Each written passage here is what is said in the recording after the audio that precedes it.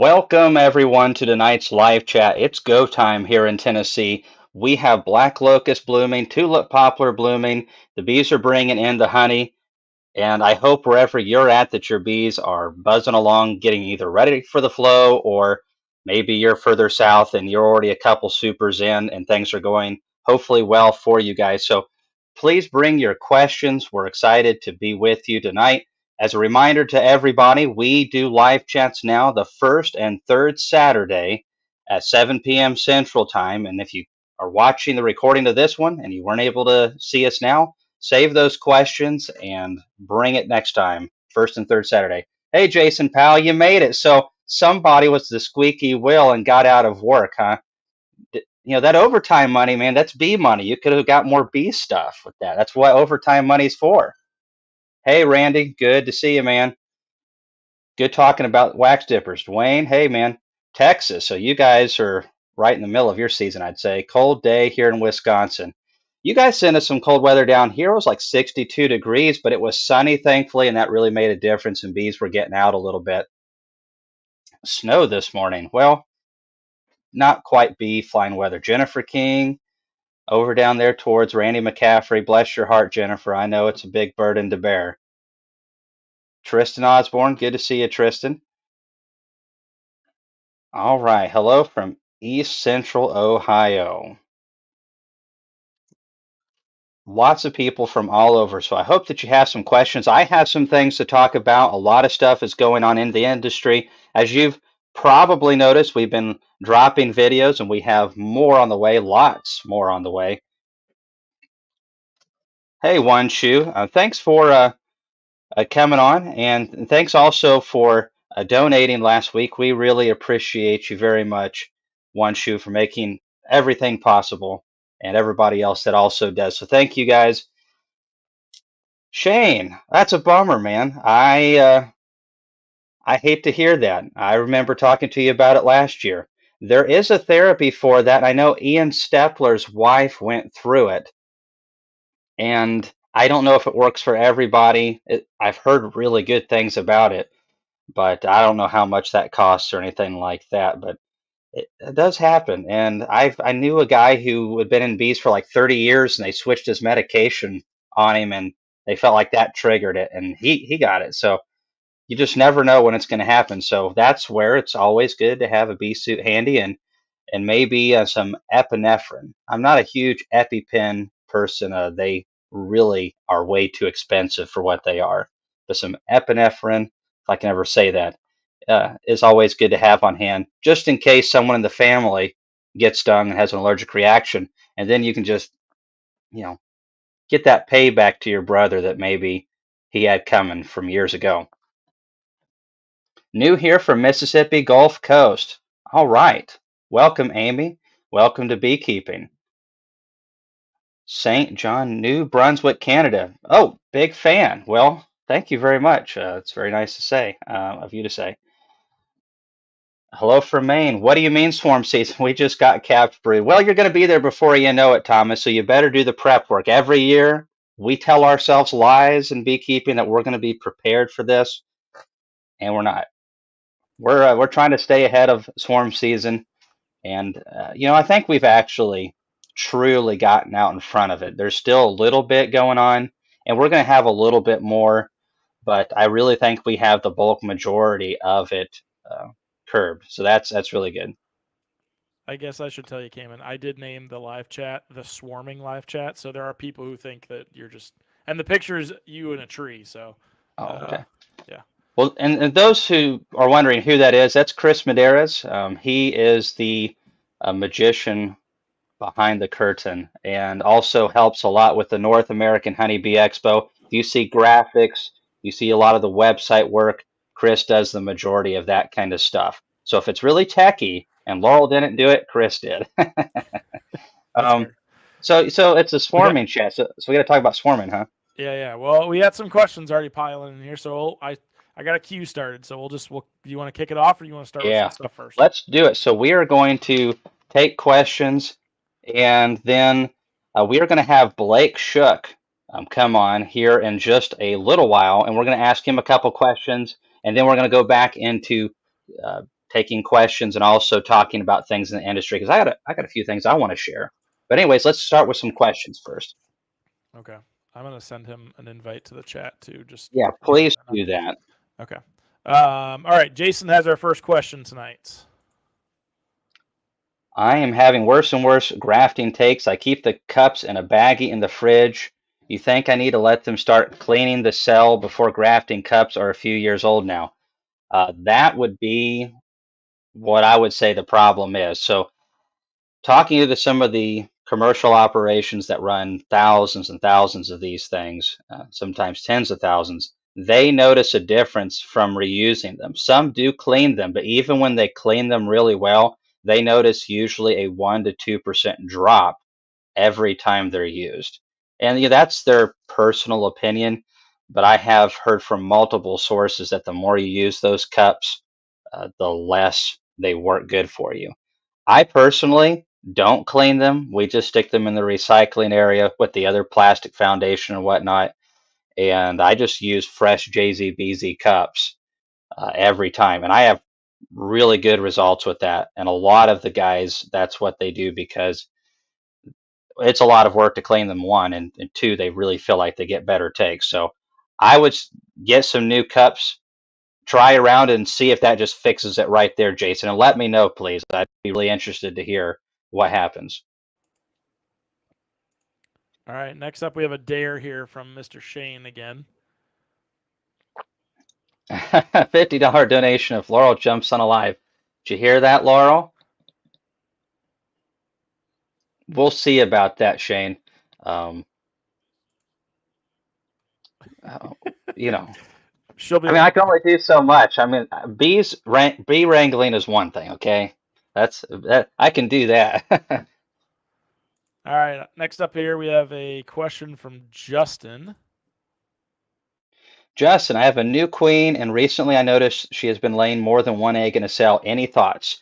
That's very normal for a new queen. A lot of times, if the colony is large and they have a lot of nurse bees, she can spread it out. But what happens a lot of times with a small colony, especially, and this can happen in a larger colony too, but even more is it pronounced in a small colony, is that queen, when she starts laying, she can't control herself and she just lays like nobody's business. And she's got to put that egg somewhere. And if there's a small amount of bees and there's only so many cells that are polished and prepped, and the cells do have to be prepped for this, if you take an extracted frame of, let's say it had honey in it and it's never had any brood in it before, and you just pop that in, it'll take them a little while to get that prepped for the queen to lay in. She doesn't really like to lay in honey supers that um, have not been prepped. And so that can take a little bit of time. It's one thing I've noticed. You take a brood comb that smells like it should have brood in it, they're a lot faster to it. So probably she's just trying to get a little relief. And so she's just laying 2, 3 eggs. Very normal. That'll straighten itself out in no time. All right. We have a question next up here from Todd in Nashville. Nashville, not too far away. I was in Lebanon today picking up some queen cells from my buddy Shabu. Nashville here, how fast do you add supers to a strong hive? Really fast, if the flow's good. And the flow is shaping up to be really good in Middle Tennessee. And I was in a colony yesterday, and boy, it was bad weather, as you probably know, yesterday for it. But you just have to stay ahead of these colonies. Boy, the bees were ill, cloudy and like 60. And they were all in the hive too. But there was swarm cells I had to cut out. They hadn't capped them yet. And this one colony I came to had 3 supers on it, and 2 of them were almost completely full, and one was about a quarter of the way full. I added 2 more supers to it. It's taller than me, so it's not that tall yet, but it's getting fairly tall. And you need to stay ahead of it.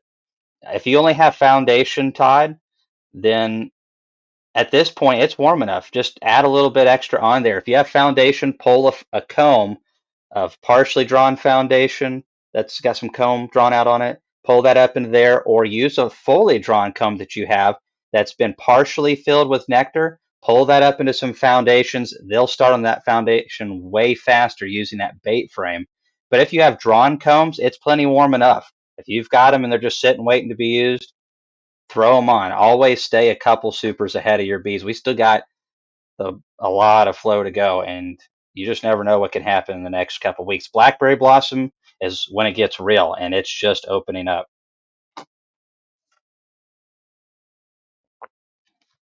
Okay, what we got All next, Chris? right. We have here's a quick one for you. Going out of order, but yeah, it's a quick one for you here from Trails and Farms. Okay, so how can my sister's grandson apply for the Expo scholarship? Good question, Randy. So we will have that available sometime here in the next, I'd say June. That's kind of our plan for everything besides tickets. Tickets will probably go in May, but June will be um, when we have that stuff up. So your kid will, or grandkid, or whoever, will be able to fill that form out. And what we want is a couple of pictures. We don't share this with anybody, this stuff right here. We might take a picture as a group at the conference, but we want to see kind of some activities that the young person is doing, and we would really like a short YouTube video. It could be 2 minutes long. You know, hi, my name is so and so, and I really like bees, and this is my favorite part. And I've got a couple hives. This is where I'm from. We kind of make them do that for a couple reasons. We really want to know who they are and see them do it. And some of the kids won't do that, and it kind of sorts out the ones that are really serious or not. And so that's that, but it's not that hard to do. I mean, Natalie did it a little while back, uh, or did she? Hmm, I'm getting old. I can't remember. All right, that'll be up soon, though. We'll make an announcement on that. Follow the Bee Expo Facebook page if you can, or just watch out for the website. We'll announce it on the front page. All right, we got a fresh update coming in from the mountains. Oh, Jeremy Lindsay. This fellow right here is the one that supervises the trade show for the North American Honeybee Expo, and he usually puts in about 40 miles of walking and about 80 miles of talking during that period of time. Came and I'm experiencing my first early nectar flow. They are packing up my brood area with supers already on. I had to sling some nectar out of my deep frames. Always showing off, Jeremy. He has some really fine honey. He's gotten blue ribbon for his light honey that he has. Cabbage, isn't that right, Jeremy? Black locust, black locust. All right, next question. All right, we got some people excited about the scholarship here. It's pretty awesome. Good deal. We want a lot of young people to come, and right now we've really hit our goal of getting to 30. And between now and then, we may have more donations come in for that. And so we have 30 spots for young ladies and gentlemen to come. My 11-year-old daughter is excited to apply for the scholarship this year. This is her first year with her own colony. She's also homeschooled, and beekeeping is part of her science curriculum. Cool. We'll definitely have her send that in. We, I started when I was 14. It was a big advantage, and my parents helped me with some things, but they weren't suiting up and getting into bees with me. And so that's an advantage I'm sure she has. The fellow that we're going to be bringing on later to take questions, he will be able to talk a little bit about that. I think he started when he was 11 or 12, and very few people have accomplished in this generation what Blake has. Very impressive. We're going to talk a little bit about that today. Do you want me to leave some questions I think that are good for him, or do you want me to ask you all of them? What do you want here? Oh, I got some plenty of questions for Blake if nobody else has anything. And if anyone has any questions for Blake, I go mean, ahead and start thinking of those. these will be good tee ups for him. I mean, um, here, Well, here. This is a question from Tristan. I want to give him some curveballs, man. Oh, okay. Can Well, you there you go. can you talk about setting up a single brood chamber, a honey production colony? Yes, we can. So that is what we did a little while ago for us. But for those of you who are behind us, you can still do this. And I don't necessarily recommend that everybody just go full throttle into this. You can be super successful with double deeps and even if, let's say you're running 10 hives and you want to go to single brood, at least you think you do, only commit like 3 of your honey production colonies to that. Stick with what you know for your majority. There's a learning curve. When Gus Mitchell, he was the one that got me into really doing that. I saw Ian do it as well, but Gus Mitchell was the one really pushing it on my end. And he's like, just do it with like 20. At that time, I had a few hundred hives, and so I did it with 20, and I goofed up on some of them. And part of it is learning how to cut them back. It's really about getting the bees in the right position, and it's also about managing the development of the colony. So one of the things that we talk about that causes a swarm is the backfilling of the colony and the queen running out of room to lay. And that is true, but there's more to it than that. When that happens, we don't have as much uncapped larvae. And so when you have all this larvae that's not capped, they emit pheromones, and that really retards the swarm impulse. So one thing you'll notice if you pay attention, your colonies that are not trying to swarm heavily or at all, that are honey production size, they have a lot of uncapped brood typically. I see that very universally. And so one of the things that we can do is one, we can cut our colonies back a little bit early, my flow starts April 1st, and I've got a powerful double by the second week of March or earlier. That's too big. It needs to be pulled back a little bit. And so we're not going to pull back the frames of uncapped brood because that helps control the swarming. We're going to pull some capped brood, and we're going to make some splits to sell nukes. And then right before our flow starts, and that's when the swarm season really gets strong for us, is the first week or two of April. You got all that first surge of nectar, you have plenty of pollens at the same time, and everything backfills. The dynamics of the pheromones change. And what we want to do is pull the colony back right before then, never let it get to where it's packed. And we want to do two things. We want to already have one or two honey supers on, because they do need to work those honey supers. Even though they're clean and you've uncapped them, we want them to have worked on them. And if there's a trickle of nectar coming in, we want them to already commit to going through an excluder and working that, so that whenever that surge of big nectar comes in for the start of the major honey flow, they just go right through there because they've already been doing it. If the flow's going and then you throw a super on and it takes them 3 days to kind of commit to that, go through the excluder and work that, well, 3 days of nectar, sunny days, goodness, that could be 15, 20 pounds of nectar that goes in that brood nest. Too late. So a lot of it's about timing and preparation. And then right before the other thing, besides adding the super early or supers, is cutting the bees back. And a lot of times we think this is very counterintuitive because bigger bees make more honey. And that is true to a degree, but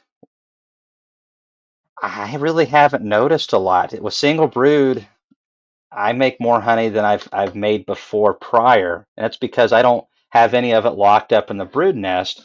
And also I'm making splits and I have those to sell or increase my operation. So once that flows right around the corner, we cut those colonies back to 4 or 5 frames of brood. They keep all the forager bees, the original queen stays there, and we want to make sure that we leave a couple frames of that uncapped larvae. They feel like they've split. And this is also difficult for newer beekeepers to do. We need drawn combs to fill anything that we take for our splits, because we really want to leave a couple empty combs down there in that brood nest. So, like say 5 frames of brood, a couple frames of food, 2 frames of drawn comb, and the rest with whatever, more food or partially food, whatever. And so the queen can immediately start laying in those as well, keeping the pheromone profile where it needs to be. And now they felt like they've swarmed. You've alleviated that. By the time they fill that single brood chamber up, they've already long committed to putting all of that nectar above that excluder. And as long as you don't run out of super space for them, they do extremely good at not wanting to swarm. You may have to come back, and I usually come back If there's a swarm cell in there, I come back 4 days later and I cut them out. If I've already waited too long, they're starting to make cells and they haven't capped them, I come back 4 days later and cut them. And then I will come back like 4 days later and cut them one more time. It's a lot of work, but if you get past that period, it works good. And I'll also drop in more drawn combs if necessary.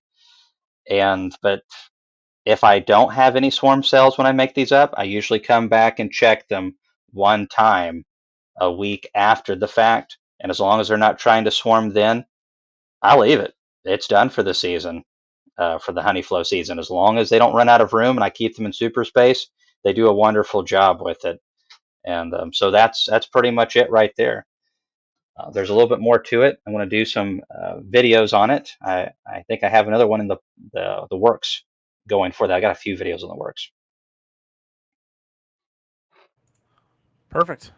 All right. Next up, we have Doug asking about wax and frames.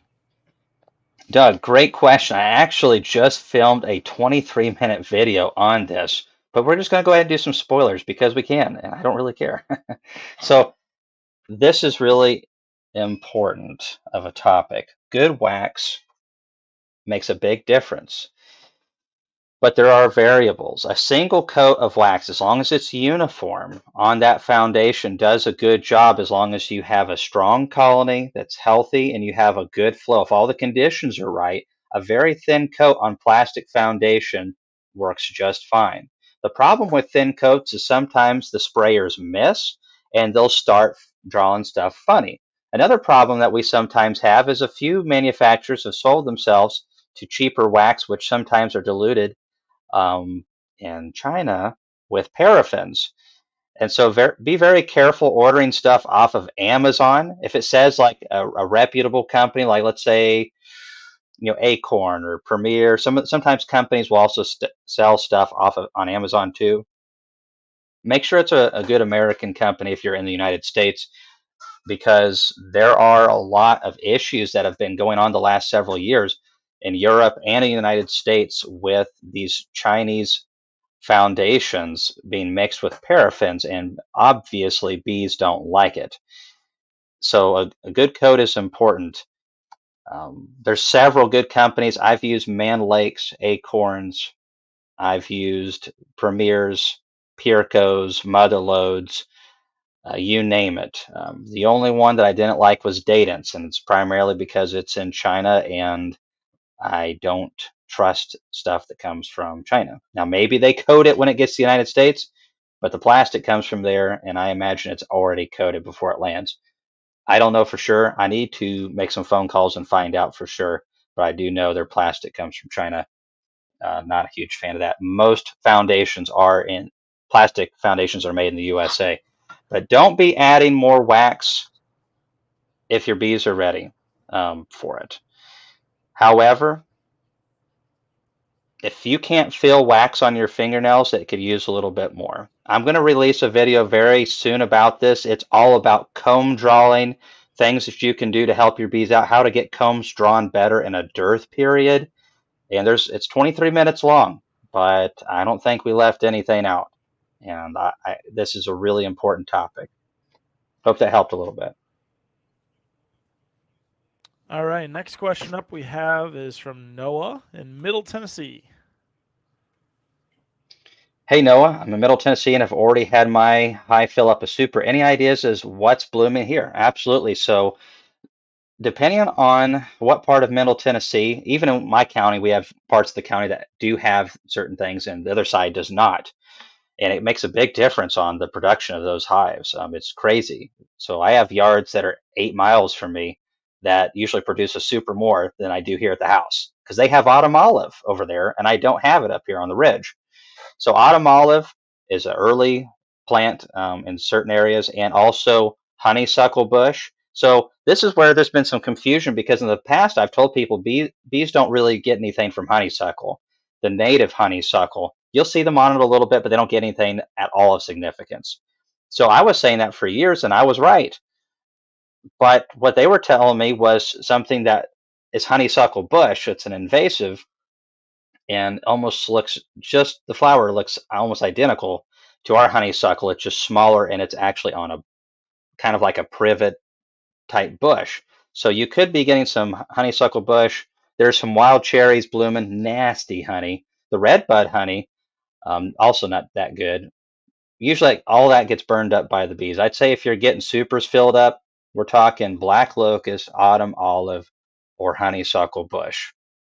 Tulip poplars going too now, so it could be that. If it's amber, like a red amber, probably tulip poplar. That's what I would think. Real quick on the foundations. So a single coat of wax is usually to 11 to 12 grams of wax. To put that in perspective, a pound is like 450 odd grams. So they're not putting that much beeswax on the foundation. And some companies get really cheap wax too. You can get different grades of wax. Nice capping wax is yellow and gummy and smells like honey. And then you have some like pressed, cheaper second grade wax, which is dark and smells more like burnt honey. And that stuff's not near as malleable and the bees don't work it quite as good. So quality of wax makes a difference too. So I recommend if you guys buy foundations, spend a little bit of extra money, get the double waxed stuff. And that's about 22 grams of beeswax on there. It's going to work out better for you. And that works out really good. But anything less than that, I feel like it's too little. And then if you roll it on there, and I have a video on this, you can do about 200 sheets an hour with just a crock pot from Goodwill or wherever you get it from and a foam roller. And you're putting in about 40 to 50 grams on there. That's the sweet spot right there. You start going past that and you're really not getting any extra returns on your investment. Beeswax does cost money. So Jerry Wilson says, can you overwax foundation? Absolutely. I see some of these people online. I'm not trying to be mean, but they literally fill every single cell, and that's so expensive. Beeswax is not cheap, and bees need that indention. When bees draw natural cells, it does not go flat at the end of it unless you want a bee with a flat rear end. They will chip it out, but you're creating a lot of work for them. A natural cell goes to a point at the back end of it. And so that's what they're trying to mimic to a degree with the foundations. And I've had good luck with all kinds of different foundations, but you can't overwax. If you guys get a chance, watch that video where I'm rolling the foundation. It's a very quick and easy to do. You can do it while watching a show. We do that all the time as a family, and it makes a really big difference. But we can get about 10 to 12 sheets off of a pound of wax, and the bees will draw that magnificently well and a lot faster. But we're not putting it and making pools into the cells and filling it all the way up because that's expensive and it just creates more work for the bees. All right, I'm remiss here. We had a donation here from Ripple Effect and a question. Oh, hey, Ripple. What's the fastest way to draw out new foundation? Well, lots of bee power, number one, and a good queen. So there's a lot of factors there. Research, this came out when I was a teenager. I remember reading this in ABG. I think I still have the stacks over there. But they were saying that in the same time frame, a well-mated queen versus a poorly mated queen, the colony with the well-mated queen drew more than 25% more comb in the same amount of time. Same resources, same opportunities. So having a good queen makes a big difference, but also having the right age of bees. Older bees are the ones that produce the wax gills. So that's why swarms are so good at drawing is they have a nice set of perfect age bees, and the season's perfect as well. Usually we swarm when there is a lot of nectar. So you really need to have a consistent source of feed, either thin sugar syrup or hopefully a nectar flow. You got to have the right age of bees, and it can't be a bunch of young ones. And if you're really wanting to put a little bit of nitrous in the gas, so to speak, a really good coat of wax makes a difference. Fresh wax makes a difference. If you have foundations been sitting in your shed for 3, 4, 5 years, especially if they're like open to the air, they're not compact and closed up in a box. They're just not near as attractive to bees, and sometimes they just get so dry and maybe and dusty and brittle. The bees just won't even work them at all. So a fresh coat of wax is great. We a lot of times coat our stuff in February and March, and you never even fill the plastic, and you can just sink your fingernails into it, and the bees just take that malleable wax and just pull that stuff out. And you want to talk about something that not only helps during the flow, when you really need to get combs drawn fast so that bees don't backfill that foundation, it makes a difference. And then you want to talk about something that will get you more combs drawn after the flow or before the flow when it's not as easy to draw, especially for little colonies.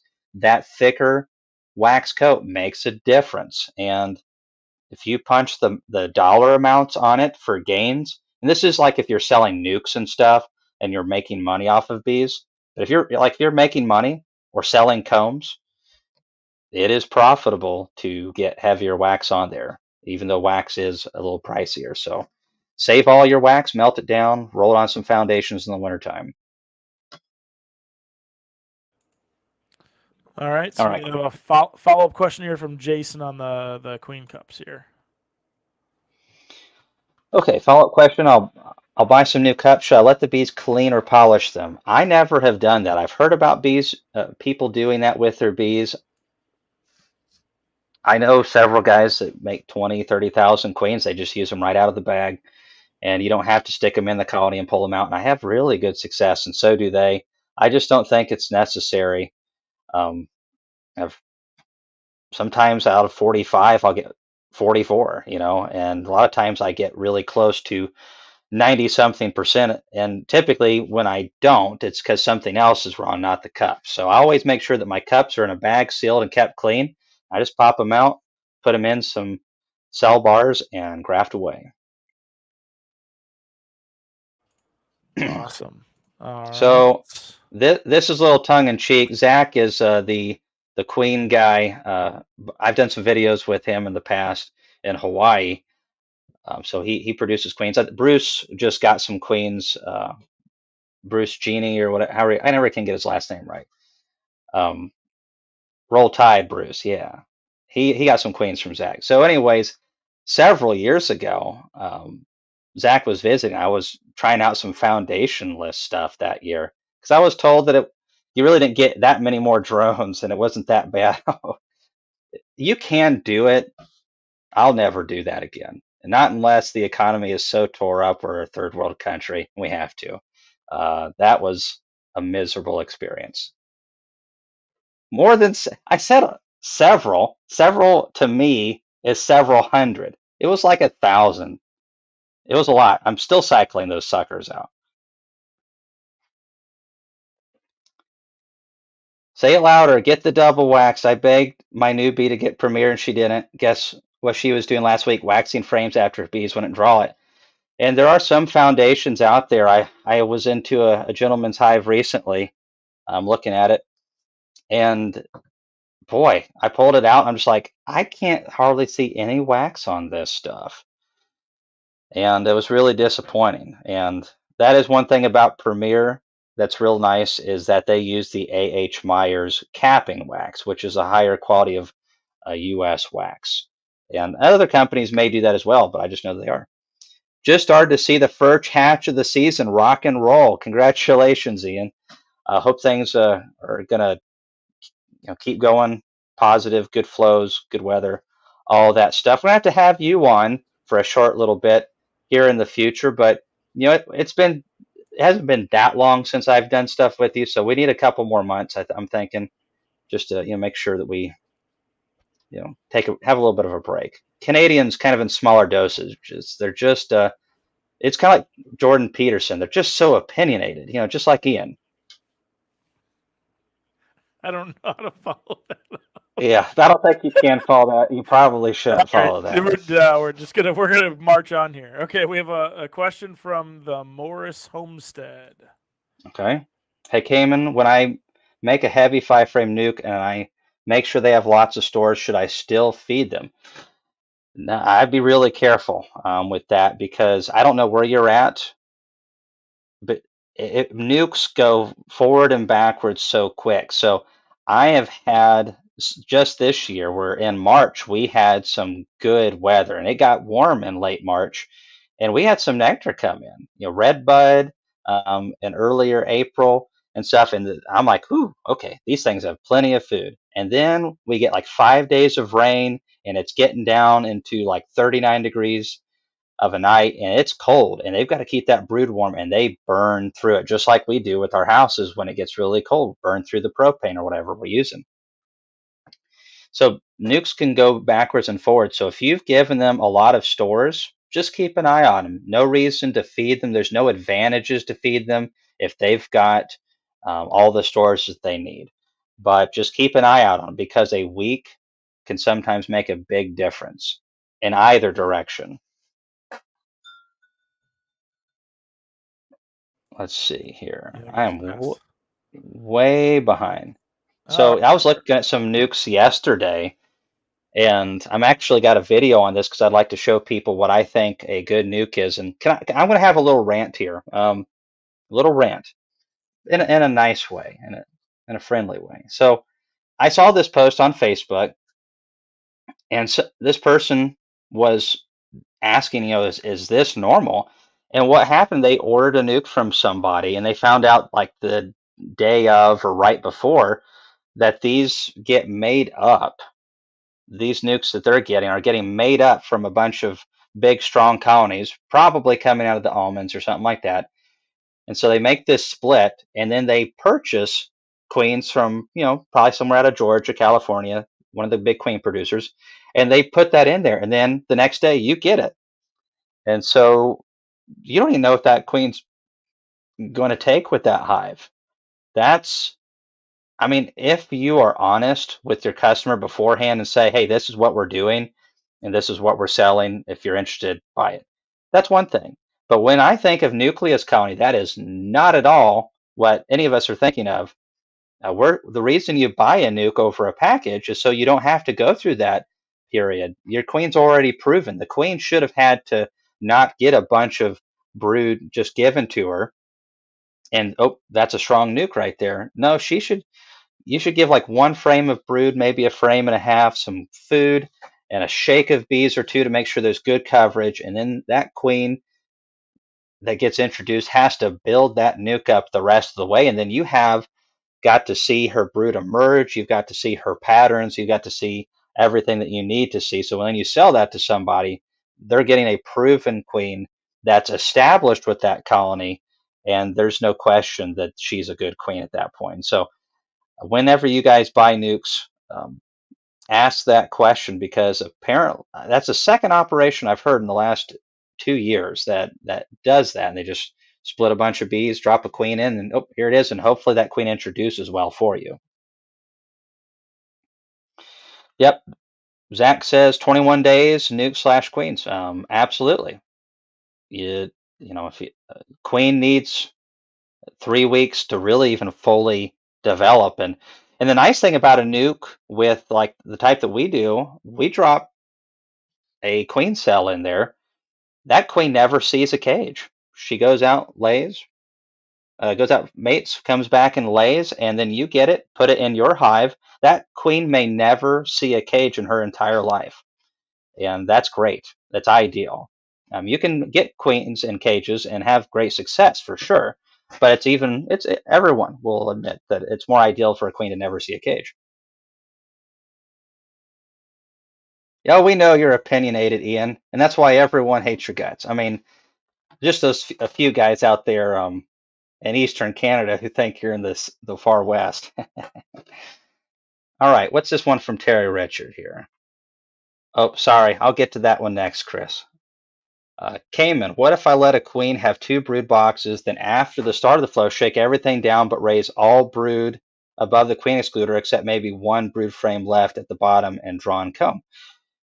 You could do that.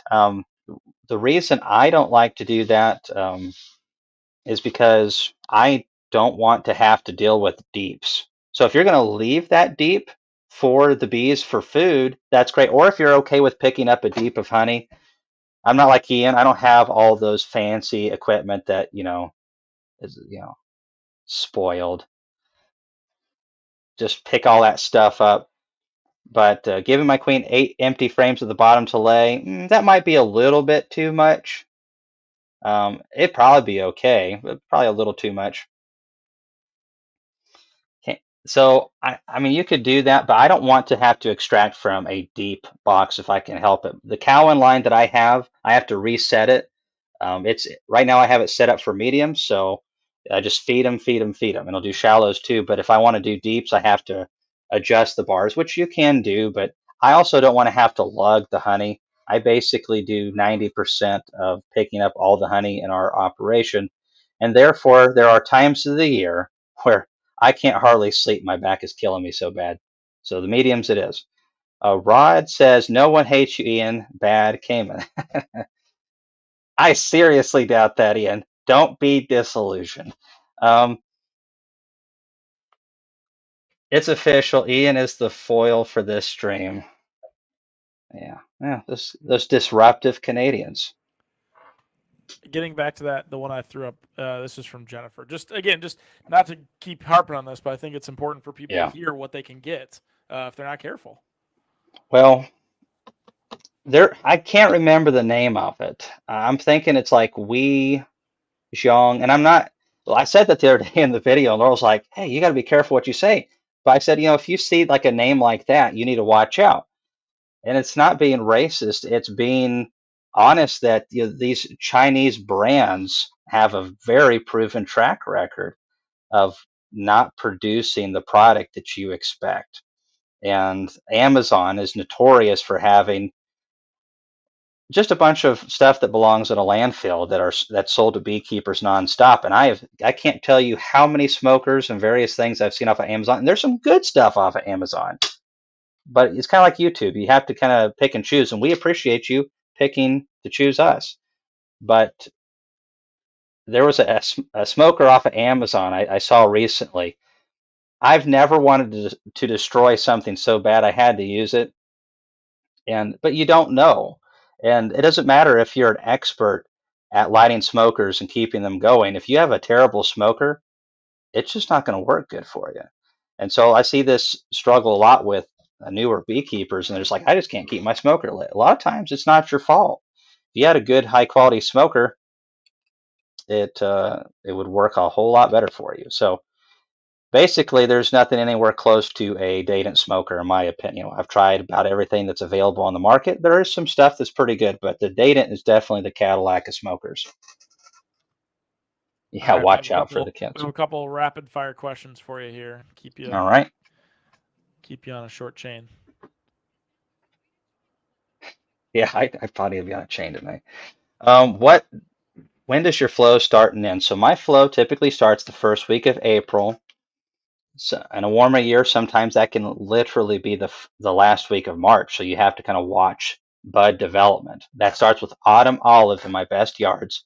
If I don't have bees on autumn olive, then they're going to not get a flow until probably the 7th of April. And then it's going to end with basswood followed by sweet clover. And we don't have a lot of sweet clover, but we have a little bit. And sumac will be also one of the later contributors in middle of June.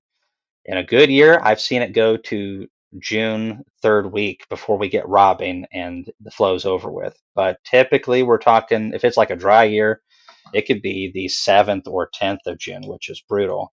So that's my flow, and so I quickly get that those honey supers off because I want to do a lot of things. First, get that off, hopefully before too much robbing sets in, and it's not hard on me. It's not as stressful for the bees. But then I want to get my mites treated. I want to draw some combs. I want to get busy doing other things because it's a battle to get all the work that needs to be done while things are still good. Once you start getting into late July and August, it's harder to requeen colonies. It's not impossible, and it's harder to get combs drawn. So we can get a lot of combs drawn in late June and all of July, though, or most of July, if we are fast, because you have so much brood built up from the good stuff in late May and June to keep that colony strong and kind of have a little bit of momentum. All right, more questions, Chris. All right, just a quick little aside here from Epic Z Riley about the framing issue. That's the truth. Beginner beekeeper here bought Amazon products to avoid shipping costs, but went back to a local business to get a brick or wax to fix my Amazon frames. Yeah, it's a bummer. And one of the things I'm going to say too is I see people complaining about, oh, wax dip boxes don't work near as good as they say. And that was actually a comment someone made on my video. And I've seen this before. I'm not trying to pick on that guy. But when I was doing that wax dipper video or box dipper, someone commented, yeah, I tried that. It didn't work. Well, they're getting, if you get boxes from Bee Castle, you get boxes from Hoover Hives and a couple of those cheap boxes online. They don't cook the boxes. We call it dipping them, but technically we're cooking the boxes at 300 degrees. And they are hot. And it soaks up into the wood. And the type of wax you're using is important too. And they're using the wrong wax that melts off in the sunshine. This has to be a high melting point food grade wax, which the stuff that we use that we get from Thorn is a food grade paraffin microcrystalline blend, and it's made to absorb into the boxes, and we use the right temperature. I've seen videos of how some of those companies that are on Amazon dip their boxes. Yeah, they dip them all right. Boom, and there's your coat of wax. Enjoy it for the 2 months it's on there. And down in July, uh, I was just dropping queen cells. I'm fried. Down in Texas in July, you got like no wax left after July in Texas. I've had a couple guys send me some pictures. It just melts right on out onto the ground. Sounds like they should put like an aluminum pan around around the hive and recollect the wax that's dripping off. So Oh yeah, you sounds should economical. probably make candles out of it. Just don't breathe A it. question here for Robert. I didn't see anybody else in chat answer it, so maybe you have an answer. Hey Robert, I just got 600 medium sheets and wire reinforced foundation from Dadant. Not impressed. It is in a Dadant box. Anyone know if it's American wax? I don't know if Dadant's actual wax foundation is Chinese. The plastic is. So I don't know about that one. I'll try to do a little bit of investigative work on that one. The best beeswax foundation, if you're wanting to get just wax foundation, get it from Man Lake because they are still using Walter T. Kelly's machine that he designed like 15, 20, 30 years or something like that before I was born.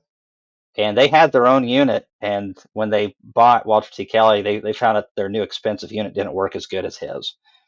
And so they're still using that unit that he designed a long time ago. And I wish Walter T. Kelly was still alive. That guy was an interesting character.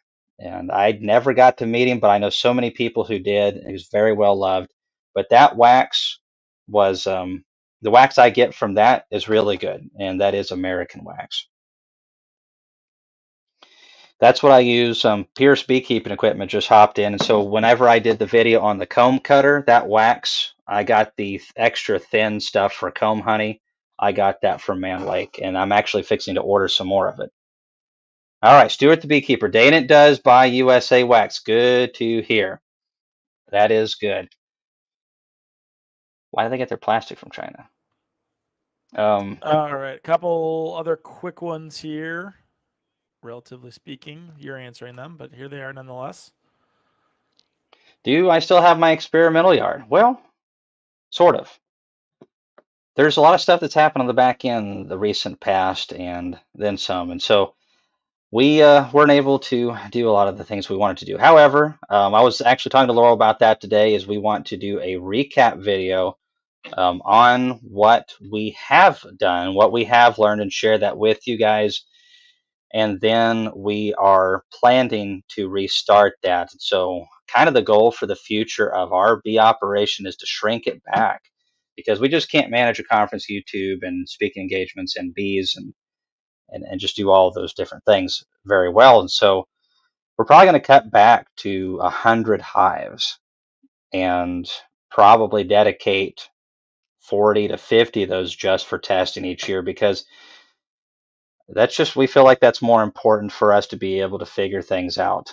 The most impressive thing that blew me away is how fast the mites grew in packages from just April to end of September, just going from low mite counts, beautiful colonies all the way into August. And then by late September, they're just riddled with mites. Now, we saw the signs. They were building up in August too. And we also got to try some treatments out with it. But long story short, one treatment is not good enough in 90% of locations in North America. And late treatments are just that, they're too late. And don't wait till too late. Get on it. Keep them low. Your mites should never be affecting your bees. If you're seeing a bunch of mites, they're affecting your bees. And if the viruses get hold, well, you're in deep manure. So we will get more information out about that, Shane, but good question. All right. Next up here, we have one from Frank. Is it okay to spread grub worm killer around the base of a hive to kill small hive beetles? Absolutely. I've heard some good things about that. I haven't ever tried it myself. But if it actually does attack small hive beetle larvae as they're pupating in the soil, that those nematodes typically last for a long time. I assume you're using the nematodes, and I've heard they can last like 3 to 5 years. I don't know for a fact, and there might be different types, but if that actually did work, that would not be a bad idea to spray. I think Guard Star is the brand that I've heard people using. But someone needs to do like some testing and make sure that actually works, and that's why I've always been hesitant because I don't want to spend money on something that's actually not attacking these grubs. But maybe I need to reach out to somebody and see what is working on. And Chris, if you heard that noise, I've got this headset. I'm actually going to fixing to get a new setup here so the audio is better.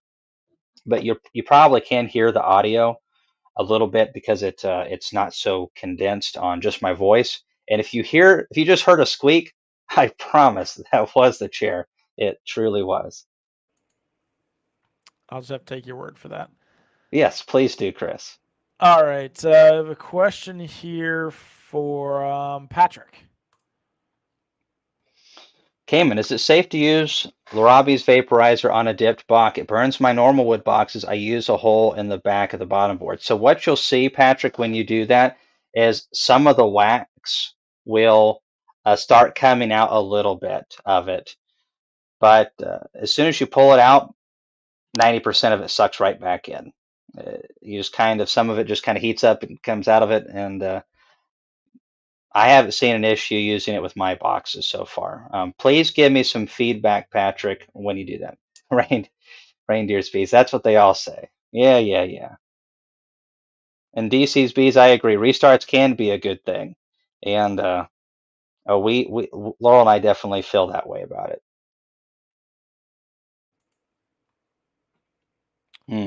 So, What you got? okay, so I was just reading some questions there. One of the things I wanted to bring up, so I had a lot of questions about that wax dipper, and so I wanted to answer some of those in this video. So if you don't know what I'm talking about, I just released a video on the Thorn box dipper, and Jed did 99% of the work. We tested it out and gave a little bit of feedback, and we just really appreciate companies that listen to the beekeeper. I don't always have the best ideas, but Zach, who was just in the chat, he gives feedback on these things as well. He has more experience dipping than I do. He's the one that taught me about wax dipping, and so that's what beekeeping is supposed to be about: is information share, and hopefully collectively we all get better and smarter, and therefore our bees are healthier. We're more productive as beekeepers, and more people are eating honey instead of eating sugar in the stores and using beeswax and all that kind of stuff. So I appreciate Thorn Manufacturing listening to the needs of the industry and the average Joe in beekeeping. So one of the questions that we get a lot of times is how many boxes an hour? So 45 boxes on deeps, around 70 boxes on mediums per hour. It takes about 300 and 40, 50 pounds of wax. And so the initial investment is quite expensive for someone who's just wanting to do a couple hives. And so it doesn't make any sense at all.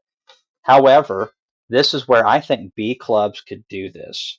And they can charge a little bit. And the bee club could make money, or they could just do it enough to cover the costs, and it'd be an advantage to being a member of the bee club. Is X amount of days of the year during the off season, people bring their boxes, and you just have a dipping day, and the whole club benefits from it. And that's a way of getting more member participa- participation. Whew, can't say that today. So that's an option right there. Typically, the wax costs about a buck 40 per deep box is what you'll spend, which is about a little over a third of a pound that a deep box will absorb. So a medium would be less than that. And you want to run at 300 degrees, 3 minutes. There are companies out there that are buying boxes and dipping them and then selling them. So there's opportunities for that as well. One of the things that was really interesting, I want to talk to some of the regulatory people here in the state of Tennessee and our state apiarist, Mike Studer, about this, is we have a really strict policy on American foul brood, which is not all bad, but if you have some barely used boxes or good boxes, you can't just sell a box to, let's say, Chris needed 30 more deeps and I want to sell them to him. I can't sell him those things unless there's bees in it and they've been inspected. That's our rule here in the state of Tennessee. Some states are like that, but in research in other countries, New Zealand for one, I think, yeah, and Canada, they have found that at 300 degrees for 10 minutes, it kills American foul brood spores and everything else on there. And so it's also used for sterilization, and it's not disintegrating your boxes, it's actually making them better preserved in the process. So that is another advantage right there. And the product is Hive Guard that we use. We just get everything from Jet at the same time, but it's a big investment at first to get started. But that's where I think again, working together as a group, these things can happen. And the old squeaky wheel gets the grease. So that was my little wax dipping update right there. Oh, question about the wax dipper. How did the boxes mount to the dipper? So in the video, you might be able to see where there's a rack that you can just slide them in. So you just slide one deep box, two deep boxes, leave about a quarter inch in between them, and then you take a third box and put it in. With the mediums, it'd be three and then two. And then what's really nice is it's a hinged lid, so you can lower the rack that holds the boxes, and that eventually catches and pulls the lid with it. You just have one hand here, one here. And since the boxes are buoyant, it's actually really nice because as the lid being as heavy as it is and the rack being as heavy as it is pushed down between the buoyancy of the boxes and the lid's weight, it slowly goes down once you drop the lid instead of just like a big hard slam and a possible splash. It's a really brilliant design by Jed Thorne. The bee supply, is that a gaming chair you're sitting on? What is the gaming hours to the beekeeping hours ratio for you? I find 70% gaming to 30% beekeeping is necessary to preserve sanity. Blake. So Blake, you're supposed to be on the other side of this. Um, Chris, I think sent you a message. Blake, sorry about that. I should have messaged you. It was so last minute.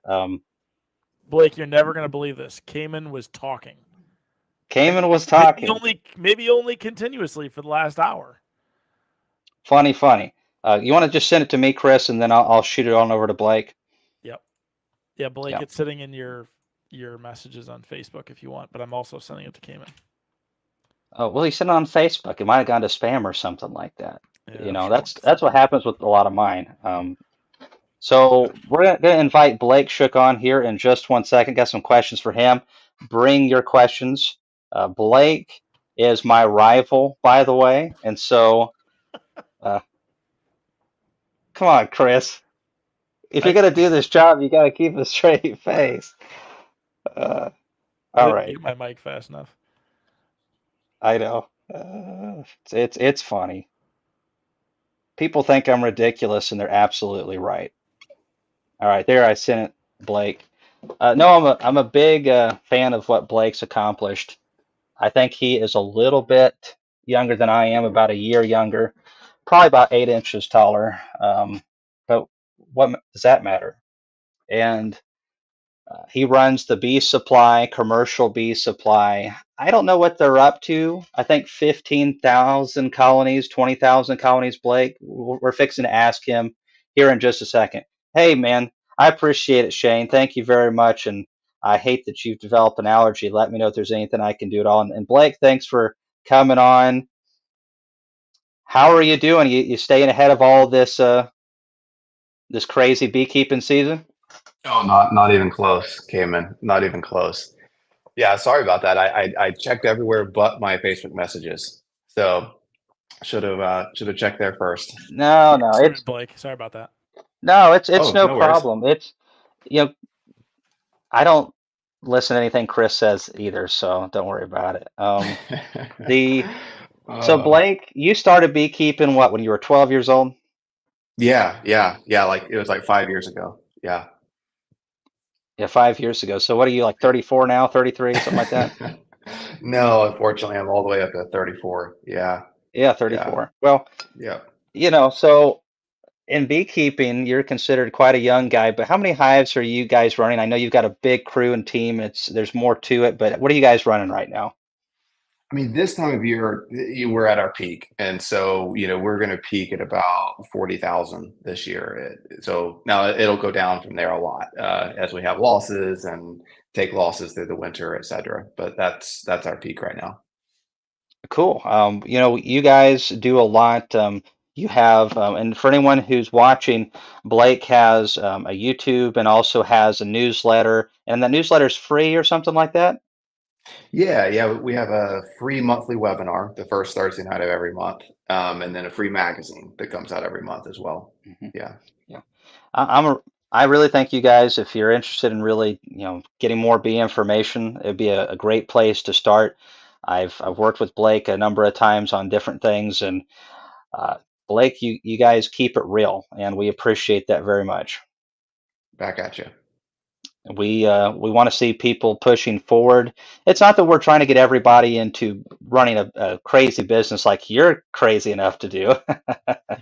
but we want people to be successful. We want their bees to be alive. We want them to be ambassadors for the beekeeping community, and that's what everybody is. You are a light on a hill to all these people who don't know about bees and the value of honey and their pollination of not just crops that we need to eat, but impacting the acorns and hickory nuts and everything else in between. So bees are really important. And Blake, I know just from talking to you that you love beekeepers and you love bees. So um, this was real Yeah, last minute. The yeah. other person canceled on me. And so I was like, who are we going to get on for our guests? And I am like, come on, Blake.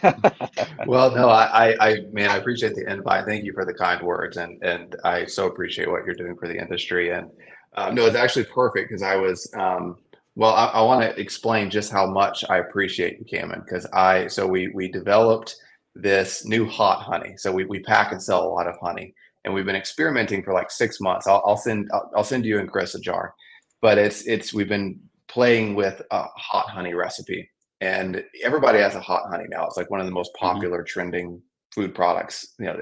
We call it's swicy. It's not it's swicy. What? It's yeah, that's the new term for it. It's sweet Oh, and spicy. I can't keep And up.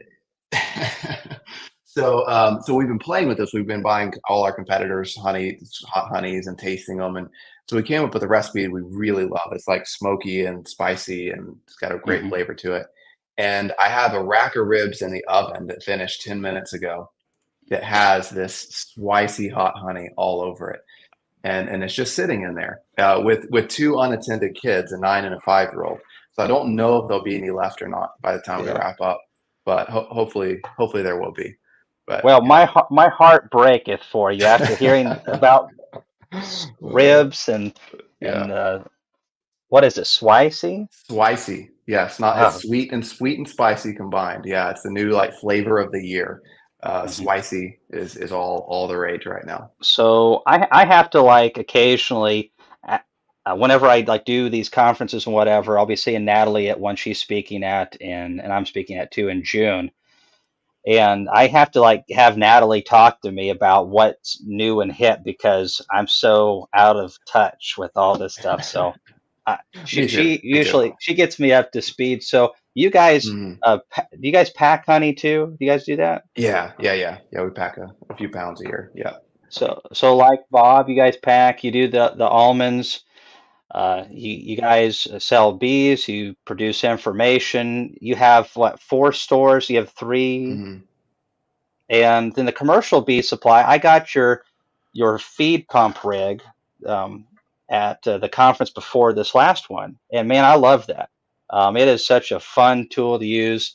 My wife was like, "Why didn't we get this years ago?" I'm like, Yeah, they're awesome. I didn't know, you Yeah. know. So Yeah. and so I love that tool. So you know, you guys are growing very rapidly, and you're crazy to tackle as much stuff as you have. And Natalie, I'm ignoring you, by the way. Um, Best comment of the night. Love yeah, I she's probably just getting warmed up. If I'll be that. lucky if that's all I get. So Uh, so Blake, swarm season's here. People yeah. are trying to keep their bees in the hives. You know, if swarm season's, let's say, 2 weeks away, that big surge in nectar, and you have, what are you trying to do before swarming starts to keep them from swarming on you? Yeah, that's such a good thing. It's such a good topic, really, as we address this nationwide. I mean, there are three main things I focus on. One is space. I mean, a crowded hive this time of year is going to swarm. So if I'm a couple weeks from a honey flow and I have a hive that's really full of bees, I'm going to add a honey super early. Now, I may go ahead and put a queen excluder on so they don't just fill with brood. Hmm. But I'm going to get a super on early.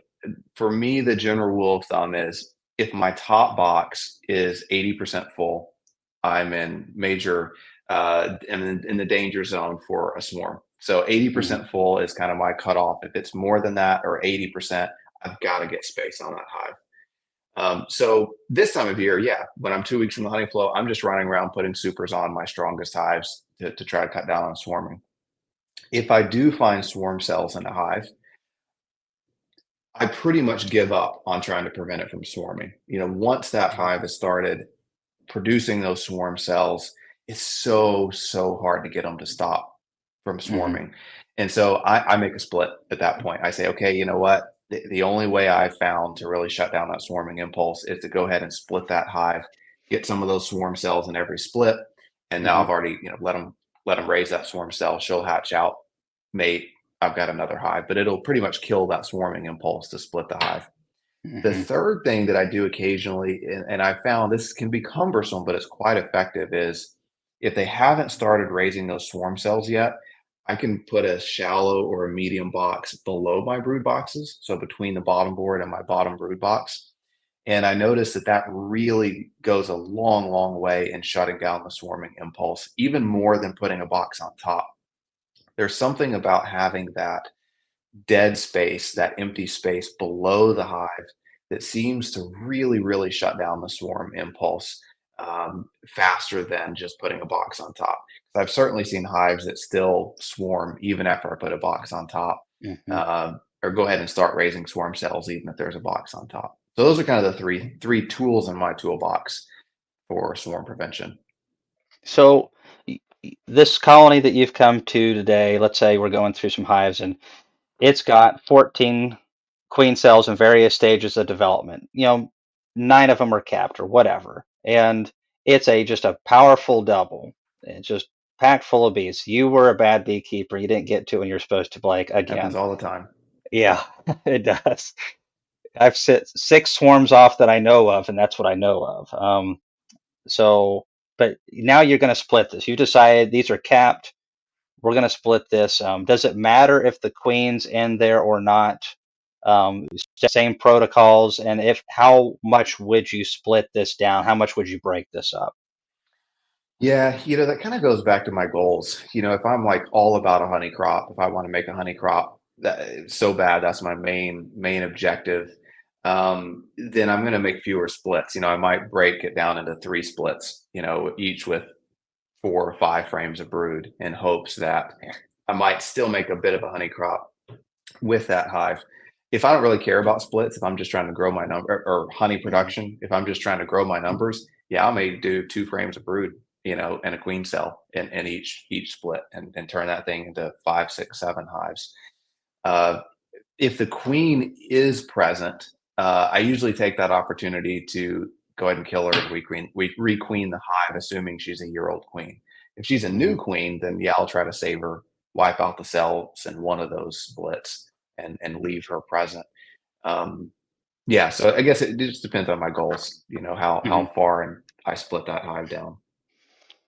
Well, and this is something that Bob Benny gives a wonderful talk on. I don't know if you've heard his talk on this, but Bob talks about queen age and laying ability, and I'm sure you're familiar with all these things, but uh, especially in the deep south, 1 full year of laying for a queen is quite a lot. And It is. so queens can live longer than that, but young queens definitely don't want to swarm as much, and they definitely are. There's all kinds of research to back this up. They go into winter with younger queens go into winter with bigger clusters of bees, Hmm. so they have better survival rates. If you have a couple more frames of bees to go in your cluster, well, goodness, that's a big help, For and sure. especially if you're further north. So Right. I think all of us wouldn't mind having a couple more frames of bees going into winter. Um, and so maybe let's say you decide I want to make a little bit of a honey crop. This is kind of what I'm just thinking in my mind. And you've got a hive, man, there's cap queens, and I'm not good about finding a queen. Someone may be in their first year, second year, not good at finding the queen. Like Blake said, kind of still want to get a little bit of a honey crop. Maybe like say there's 12 frames of brood, 4 frames of brood, 4 frames of brood, 4 frames of brood. Divvy up the resources. If you only have foundations, fill the rest with foundations. Now, let's say you have combs though, could you put them in a single, put an excluder, and then put like supers on top of that? And do you think that would be plenty good? Yeah, I think what I would probably do, or what I do, is I go ahead and feed that hive for a week or so, Hmm. and make sure that I had a virgin hatch out. Hmm. If that single box is bursting at the seams with bees, then yeah, I'm going to go ahead and put a super on it sooner than later, because hives can certainly continue trying to swarm. They can get that swarm impulse rolling and swarm 2 or 3 times, even with a virgin queen. So Hmm. if that single box is bursting at the seams with bees, yeah, I'm going to put a super on it pretty much right away above a queen excluder. But if they're just 4 frames of brood and 5 frames of bees, they're not full, then I'm gonna feed them for a couple weeks. I'm gonna let that queen mate, make sure she's laying, and then I'll put my super on. I don't have a whole lot of luck supering and getting the bees to store nectar in a super until their current boxes are pretty close to full, Hmm. because they're going to want to fill up the space they've got first before moving on to filling up space in the honey super. So yeah, it just depends on the quantity of bees.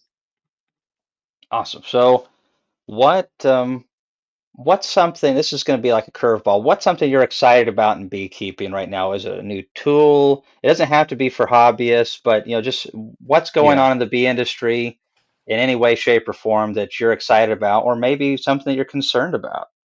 Mm. Well, there's plenty of concerns. I'll try to start with excited, because Give that's us that's way give more. me the good news first. Yeah, let's get the good news out of the way. I mean, I think, and I've said this a lot the past year, but it continues to hold true. I think it's the advancement in queen genetics and breeding.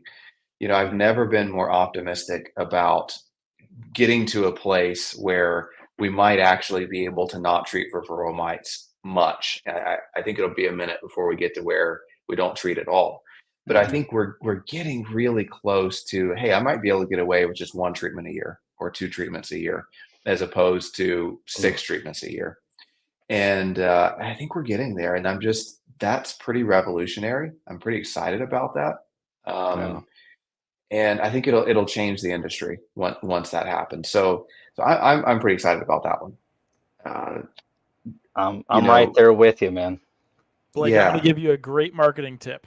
Be the first great. person to post a YouTube video about that as a headline, and you'll capture all the views all at once. There you go. There's your gift. Chris, who are you working for Yeah, here, thank you, Chris. man?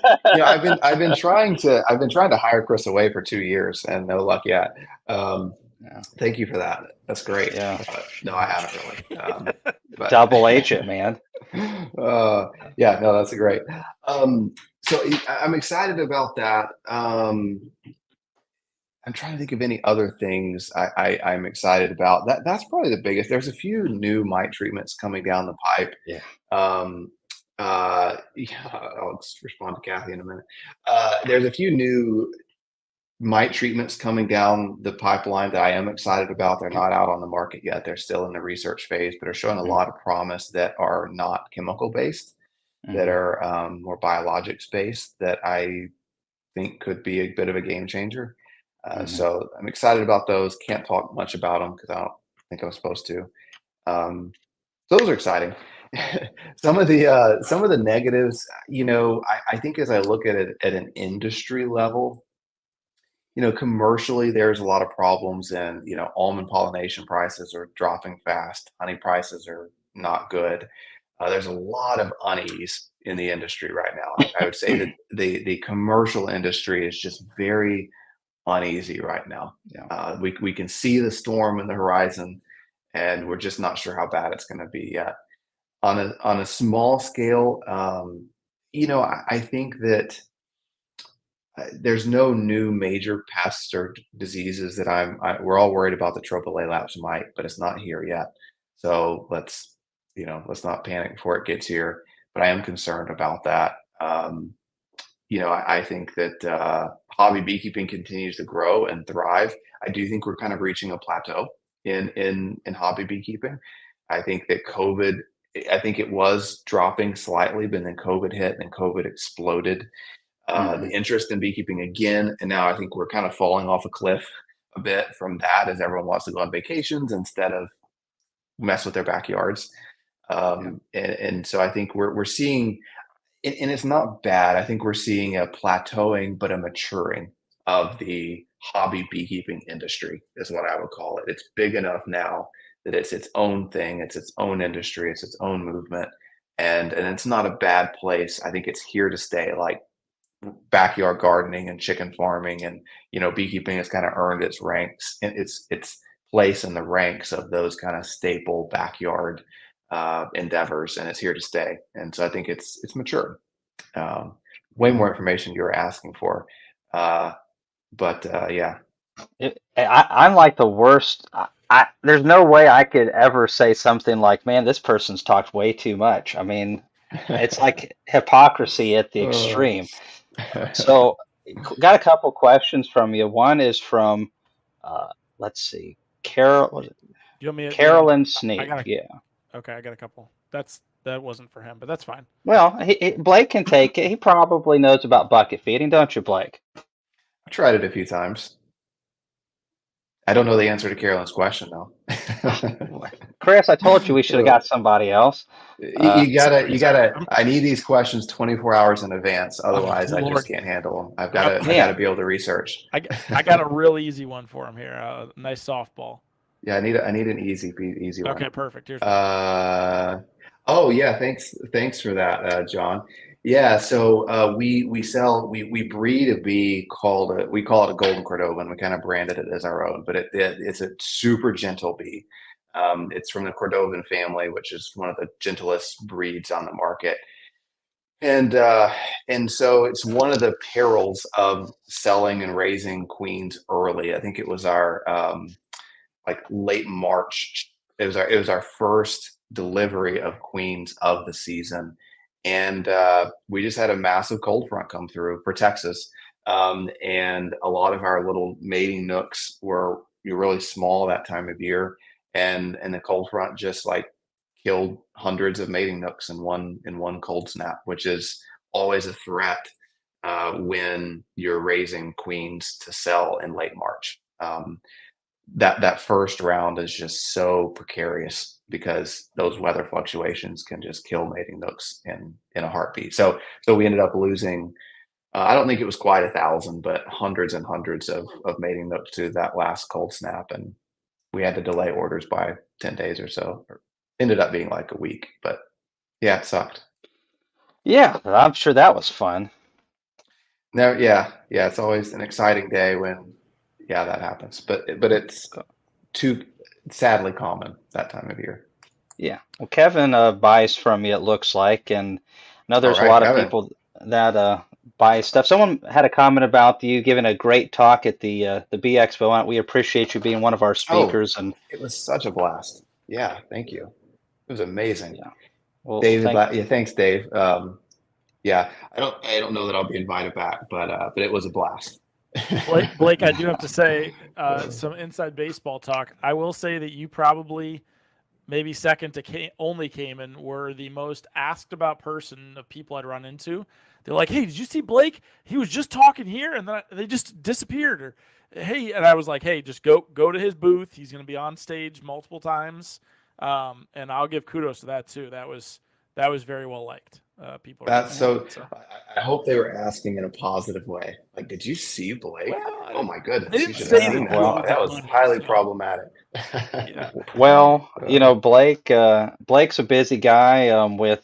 So you're always moving, doing something. I didn't see you much at the expo myself, but it was definitely a whirlwind and a lot of fun. We appreciate you guys being there and for your team, which is a lot of fun.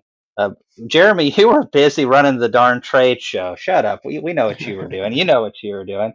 Um, uh, pipe down. So how did the booth go though? With the you guys had the you brought speakers in and interviewed them, and that seemed to work out pretty good yeah. for you guys. I know people enjoyed it.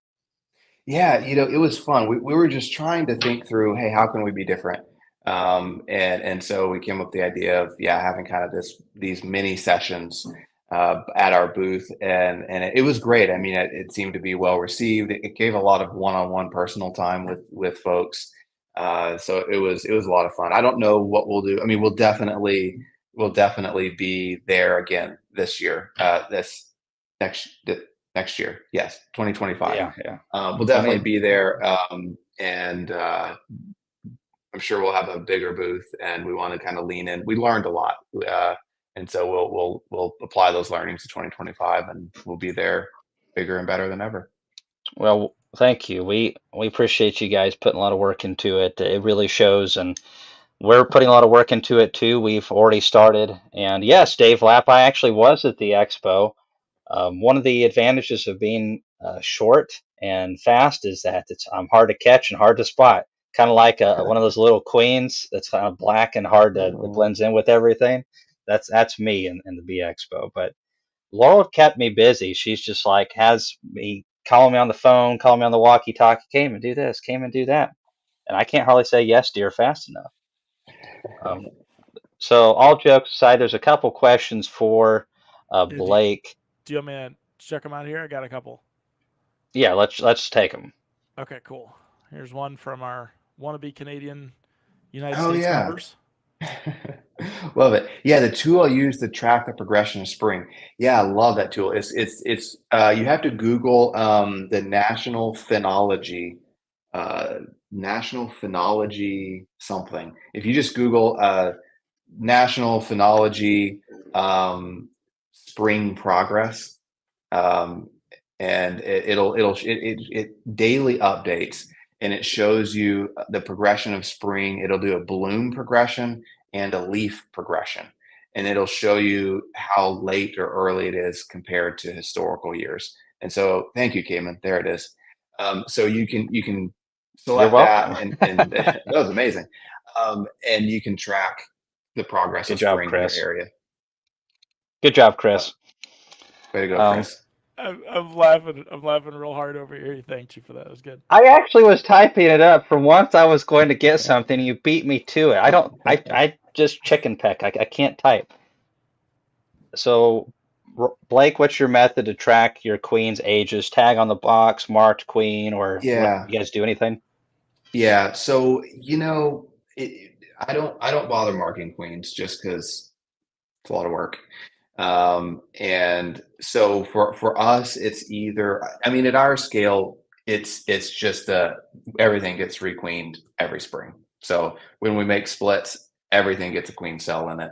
And that virgin queen usually hatches out, kills the older mated queen, and we get a new queen. So, but that's not probably super applicable to you. When we were smaller, we typically were marking boxes. I mean, a pencil on the outside of a box is just about the cheapest, most effective way to record notes. And so we would just get a pencil or a lumber crayon, and we would just do Q and then a date, and to track when that hive was requeened. Mhm. Really simple and easy.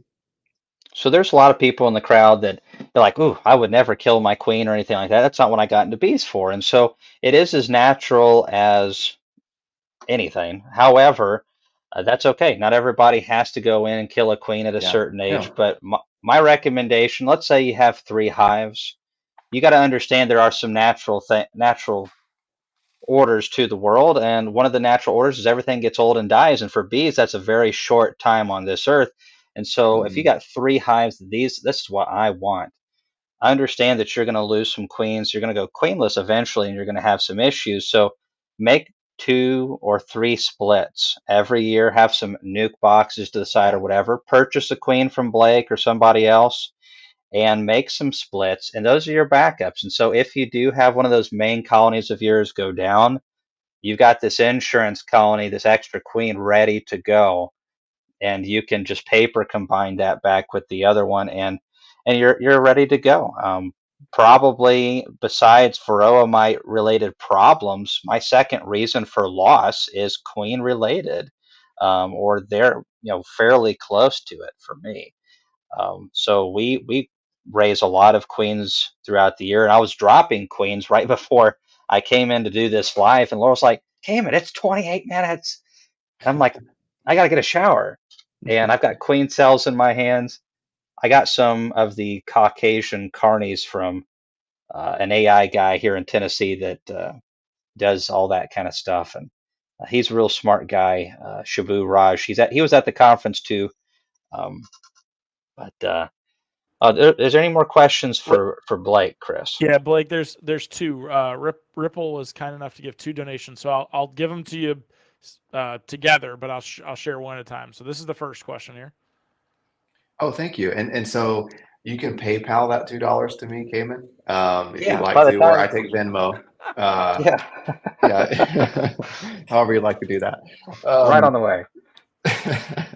totally kidding. So I primarily run double deeps. So yeah, double deeps, and there's a number of reasons for that. I wouldn't recommend it for everybody. Singles are kind of that's a whole nother presentation. There are a lot of advantages to running singles. You can make more honey, you can run more bees, but you've got to swarm control is way more difficult. You've got to be Johnny on the spot when it comes to feeding. So there's pros and cons. I do double deeps. I find I overwinter bigger, healthier colonies when I do double deeps. Mhm.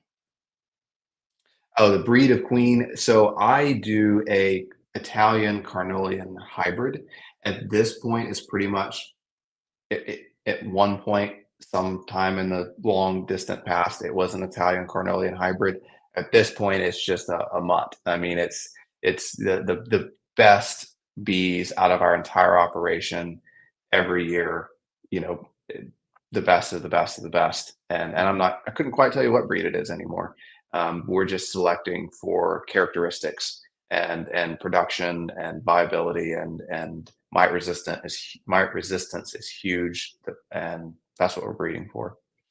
So on that note, I was talking to a gentleman today about Randy Oliver working with Olivares or something like that Mhm. with selling his queens that are these colonies seem to be suppressing mites. And when I visited Randy in July, we were going through those colonies, and the numbers were quite low. But that was just a little snapshot, and it sounds like Olivares is trying to get some yards that are very isolated to be able to work with Randy on these genetics, and selling bees that, for whatever the mechanism is suppressing mite loads. And the person was saying, well, that's great, I'm like, that is, but I think, in the early stages, let's not be let's be happy, even if it on average just suppresses it by 30 to 40%, for to me, if I can remove one of my treatments a year even, that's a big leg up over what I have now. Huge, huge. And it's a numbers game, and this is one of the things I want people to walk away with here, with their mite treatments. Is like, okay, if we feel like we could do a little bit of treatment right now. Let's say you're using oxalic acid vapor, someone in the crowd, or maybe you want to use Formic Pro, or whatever you think is best for you at this time.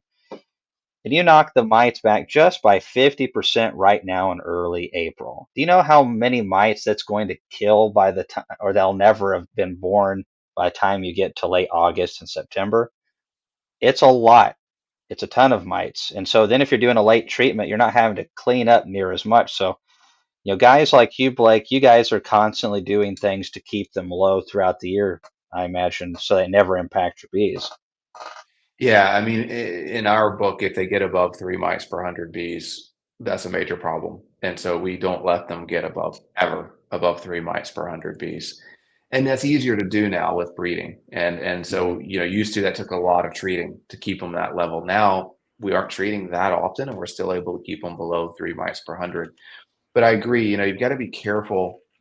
We have breeds that we never, in a commercial setting, we have never treated for mites, and they're fine.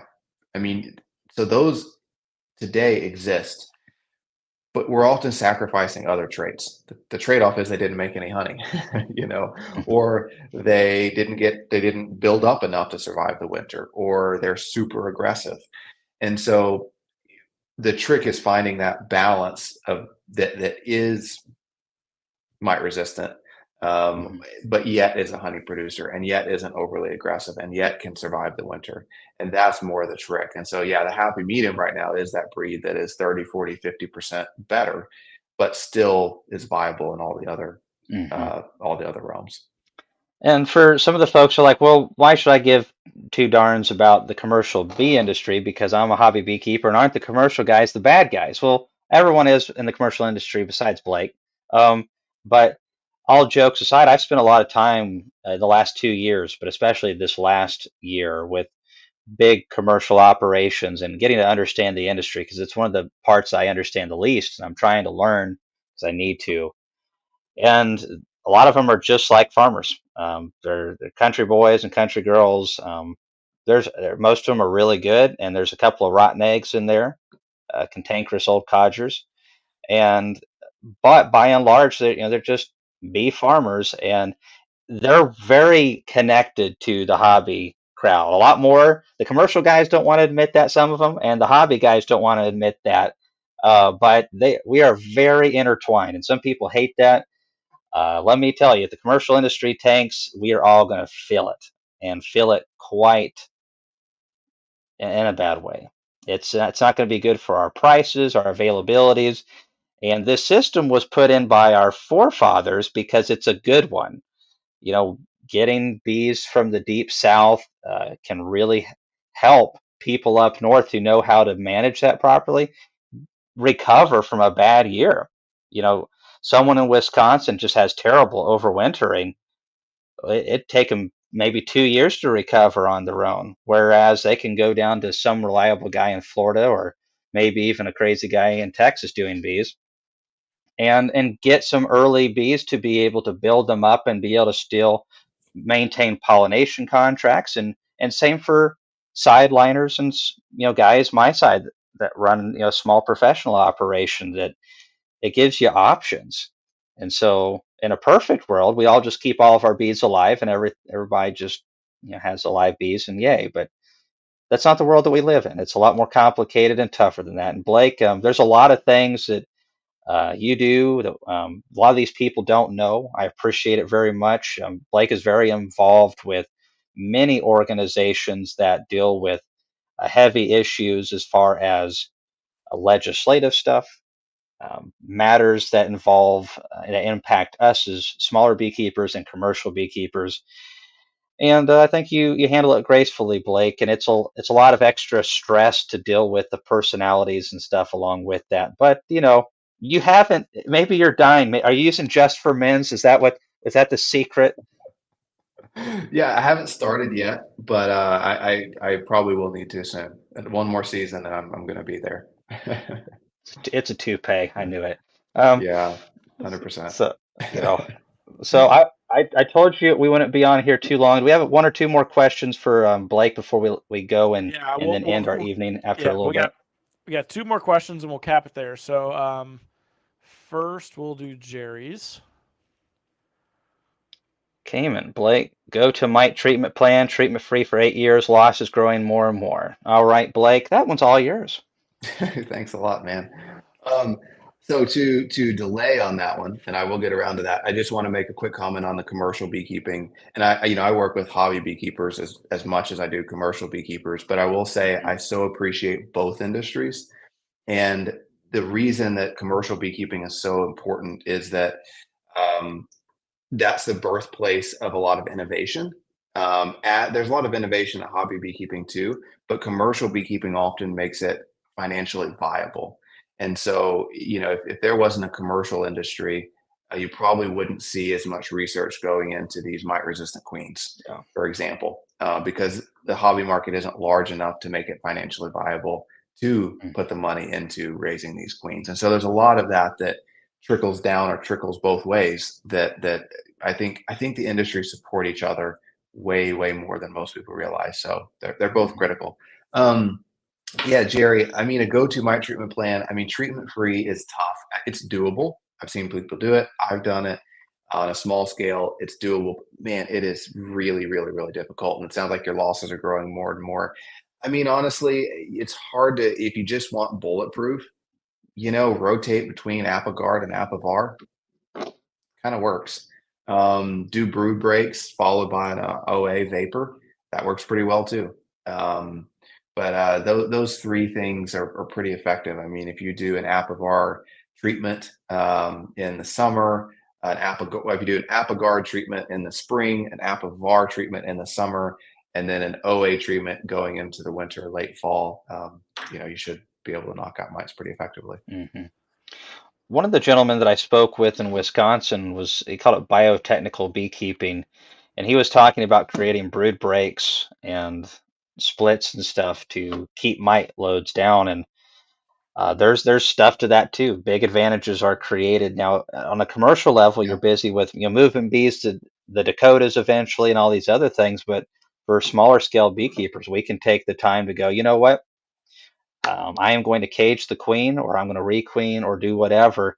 I'm going to create a little Hmm. brood hiccup here, and then now I'm going to use some oxalic acid Yeah. or something and just thrash the mites, and Hmm. that works really good. So one of the advantages of being smaller scale is there's truly more options available to For you sure. if you know how to use them. What was the other question, Chris? Yep, final question here, and it's from Ripple again. Emergency queen cells. So not a fan. Um, I think that their swarm cells are usually produce a pretty viable, healthy queen, in my experience. Emergency queen cells, those are more when the queen was killed unexpectedly and the bees are kind of raising one in an emergency setting. Sometimes they're fine, and sometimes they had to use a larva that wasn't as healthy as it should have been, or it's a little older than it should have been, and it doesn't result in as healthy of a queen. So swarm cells, I've got no problem with. Emergency cells, yeah, I might let them raise if I don't have access to another queen. If I didn't have a nook set aside like Cayman recommended with my spare queen in it, I might let them raise it and just keep a close eye on it, but I wouldn't have high expectations or hopes for an emergency queen. So I 100% agree with that. We've just raised a bunch of queens ourselves, and we've experimented with a lot of stuff. Walkaway splits was a big thing a while ago. It probably still is to a degree, but I'm not a fan of walkaway splits, letting them make their own queens. And Mm-mm. nothing, I hear about people talking about how everything works for them. I'm just like, why can't anything work that easy for me? It just never works out. My life is, I guess, more difficult. But that being said, if I want to get something good, it seems like I have to put a good amount of work into it. It's kind of this equal exchange, so to speak. And I have seen so many times with experimenting, and I'm still experimenting with stuff. I'm still learning. And we see with emergency the exact same thing that Blake's talking about is they freak out and they'll make some queen cells that are really good, but they'll also make some over here that are from larvae that were just too old and which they're older. So they're going to emerge first and they're going to kill the better ones. And the bees can detect that inferior issue with that queen that's developed from that. And she may lay for a little while, but she'll never be what a prime queen should be. And what I've observed in the process of trying to do emergency cells on a high level, a larger level, is they will sometimes let her lay for a month. And once they get a little bit of her brood going, 2, 3, 4 weeks, they kill her and try to raise a better queen off of her brood. But it's kind of like this continual spiral down because you just can't afford that many breaks. Eventually the hive just, and that's it. So I think a lot of it has to also do with how strong the colony is in nutrition. I personally have recommended people, Blake, and maybe you have something to disagree with this method I'm going to talk about.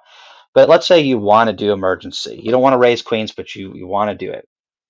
Well, the colony needs to be, I personally think, a minimum of a really healthy 5-frame nuke to even begin to think about this, because you need plenty of bees to raise good queen cells, especially emergency, and then wait that whole period of time for that queen to come back, and then 21 days from the time that she lays for the colonies to start growing in numbers. So you need a good bit of bees to start out with, and a lot to raise a good queen cell, and they have to have good nutrition. So doing this during a dearth period would be a terrible idea. So if you're going to do it during a flow.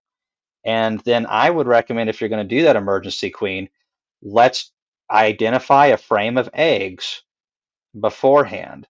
And this frame, this section of it, mark the frame. This is where we want our queen cells from. Maybe there's 2 frames, so we can pull from 2 different sections. And then you come back 4 days after you've made this queenless emergency, and you cut down everything that does not come from that region of eggs. And that, as long as you have a strong amount of bees and good nutrition, that may work out really good for you. But I still, I don't like doing that. I don't like emergency queens. But that, if I was going to do it, that would be the technique that I would employ. Yeah, I would agree. No, that if you have to do it, yeah, it's a perfectly viable way to do it. I like it. Well, Blake, appreciate you coming on. I'm sure we'll have you again on in the future. You guys really need to check Blake out. Chris is going to leave some links in this video. He's already left a couple, and I'm going to put some after the video's done into the comments so you can check out Blake's channel and his resources and stores. Blake, you do a lot for the industry. We appreciate you very much. Thanks for coming to the North American Honeybee Expo. Shameless plug. And we'll see you around later. And if you need anything, holler at us, okay?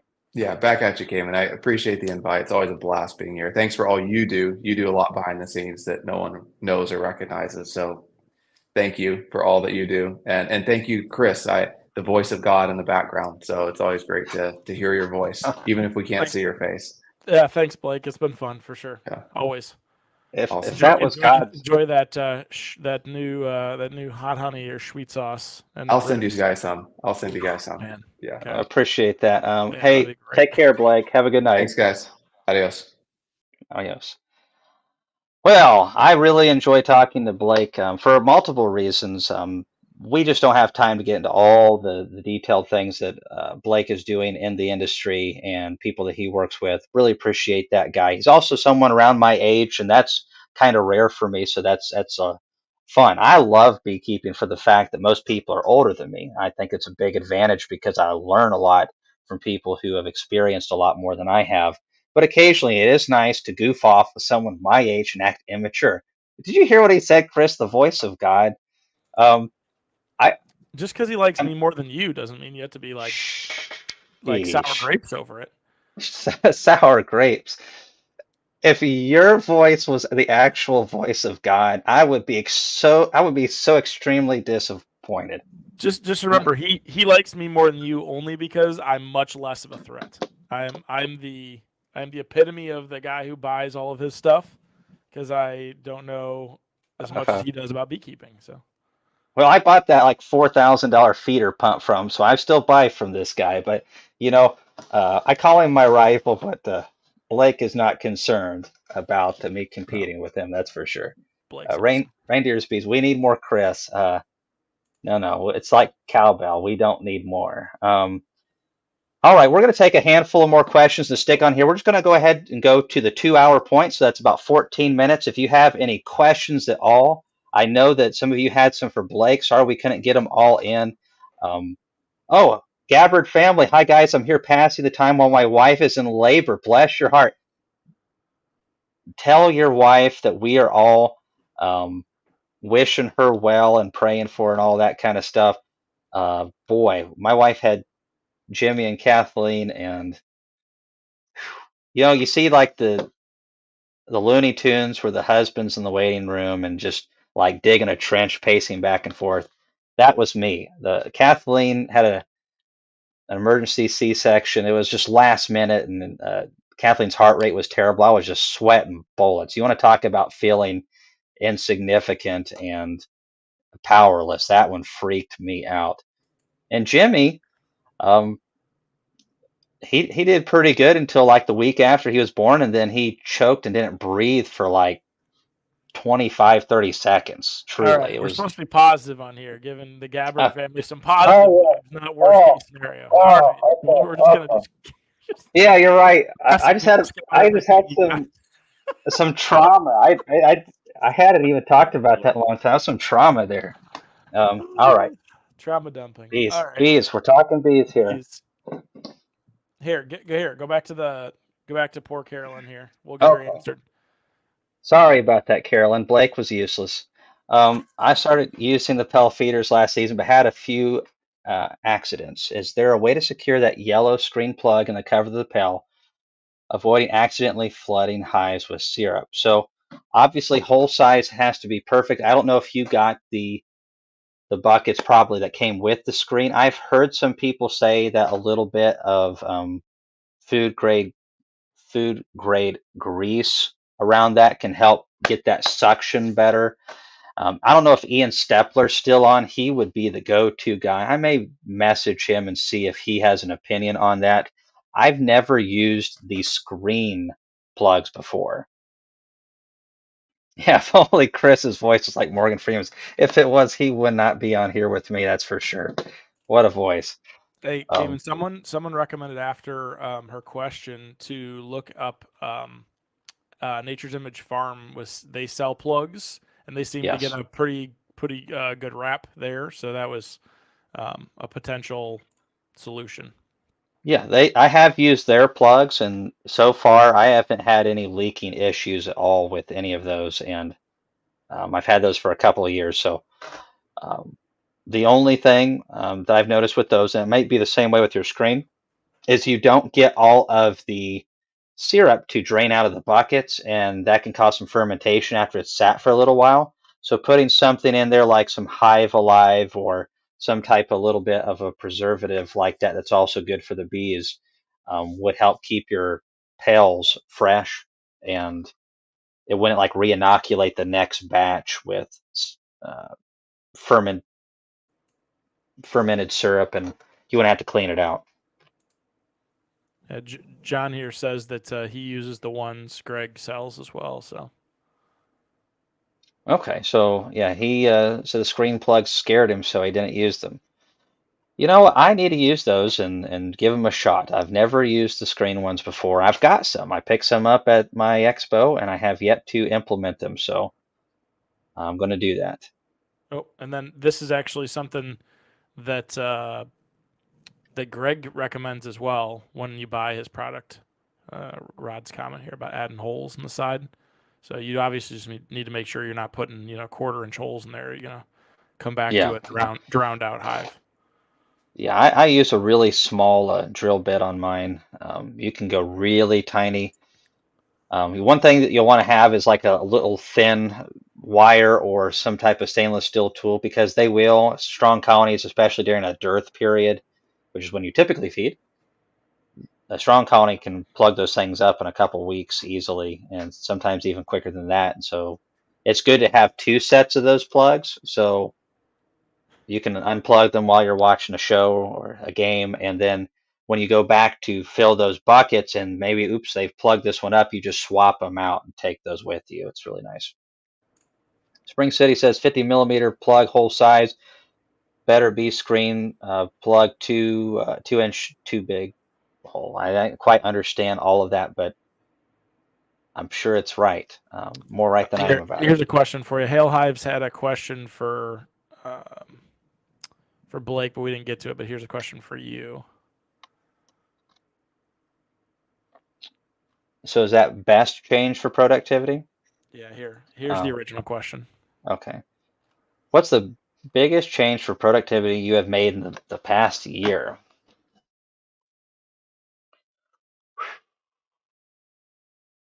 That's a good question.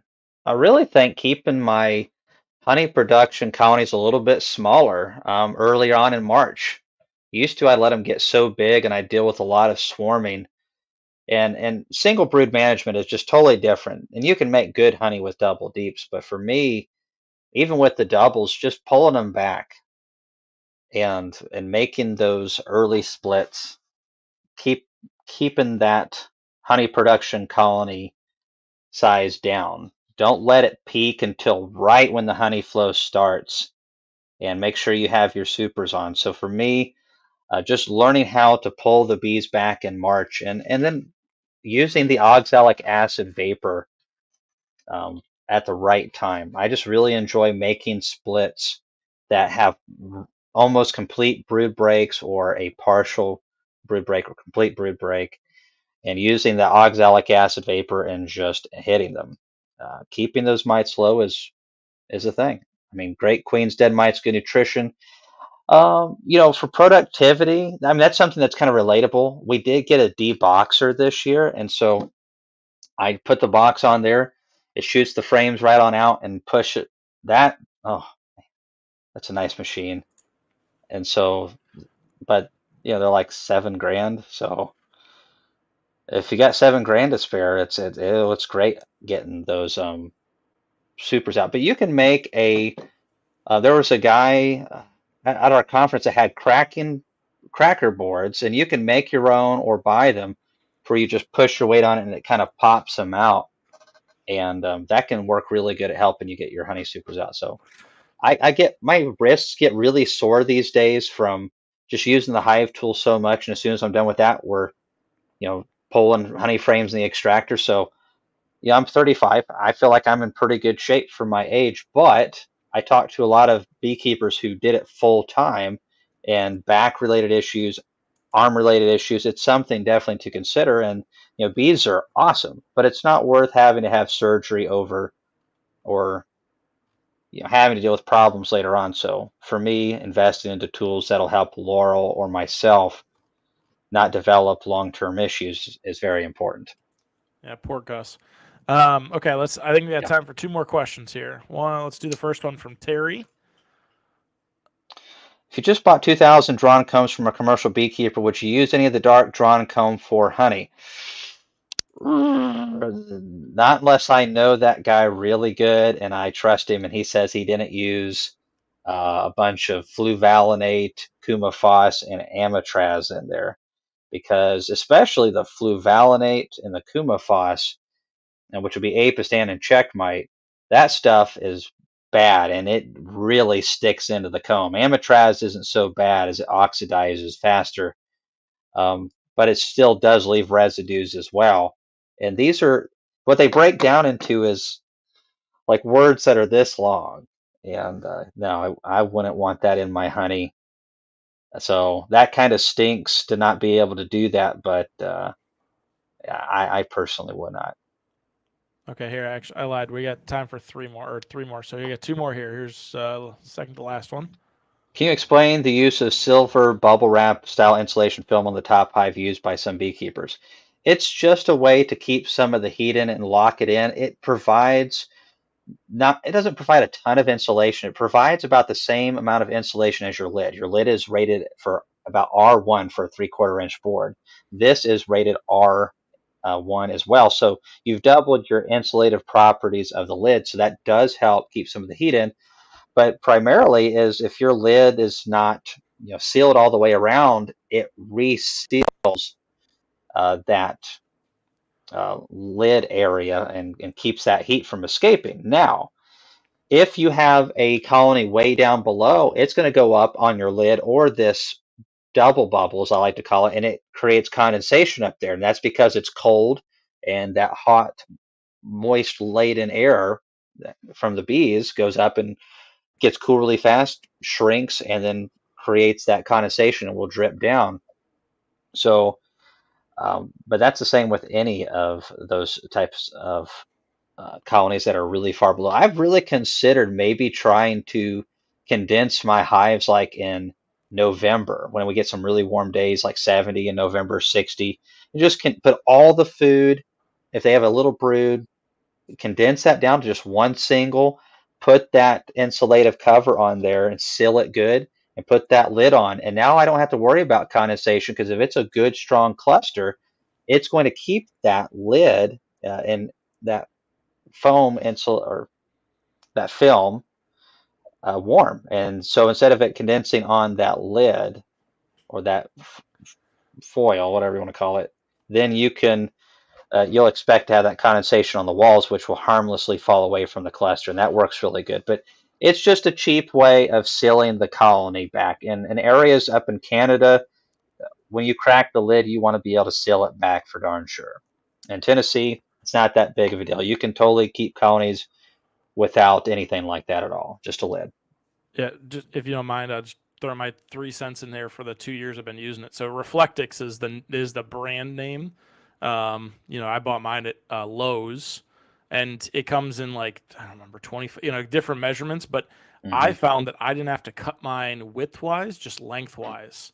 So I kind of brought a box out and would cut and cut and cut and cut. And I personally noticed I'm in a little bit of can be a wetter area where my bees are in Ohio. I noticed that with inner covers, I generally got a lot more small ants on my inner cover on Oh top, yeah, the ants. on top. Not, and again, this is a non-bee space area, so there's lots of ants. I've noticed I get like 90% fewer ants, much less ants on top of the Reflectix. And then also, I like it from a perspective of I run on my top boxes. I run 8 frames with a feeder on one side, so I can just peel my Reflectix and pour my food in, my liquid feed in, and that's a really nice thing too. So that's that's nice. So that's it's I'm pros and no expert, cons. but Well, and that's a good little nugget there. And the thing of it is, with anything like this, I highly recommend everyone follow this advice, if nothing else that I say. Uh, don't jump into anything with both feet first. Just if you got 20 hives and you're thinking, this is going to cost some money, but I think it's a good idea. See if you can get a less amount of it or borrow one from somebody else and see if you truly like it, because there's a lot of different ways to keep bees. So many different types of feeders, insulative lids, telescoping lids, all these different types of lids and various configurations of beekeeping. Dip your toe in the water a little bit. You may find that you hate it. And that whole single brood management that Cayman's doing and that crazy Ian Stepler is just the dumbest thing you ever tried in your apiary. So just don't jump in too fast. Okay, and our last question, and I want to make sure we got to it because we talked a lot about it here. One last question on the dipper. Is there options to convert it to electric? I noticed it was propane in the video. So there currently is not an option to convert it to electric. I know that Jed Thorne has talked about that, but propane is cheaper to heat it, and I think it's probably better in most cases. However, electricity definitely could work. Honestly, I would reach out and talk to him about it because He's the one that would be doing it, not me. But yeah, we're probably gonna have another video in the future about wax dipping, a little bit more details, not quite so long, just boom, boom, boom. Here's the technical information, and that'll be fun. Guys, we went a little bit long. Typically, how we're planning to do this is we're gonna do an hour and a half. We're gonna have 30 minutes of just chatting with you guys and taking your questions, bring on a guest for 30 minutes, and then we're gonna go 30 minutes afterwards into just general talk and discussion and taking questions again. We appreciate you guys coming on. We hope that you have a good bee season headed your way. And if you're in the hospital waiting for your new child to be born, we appreciate you being with us. If you're driving a semi down the road hauling a load, we appreciate you doing that. We appreciate all of you guys no matter what you're doing. So you take care and enjoy the rest of your weekend. We'll see you.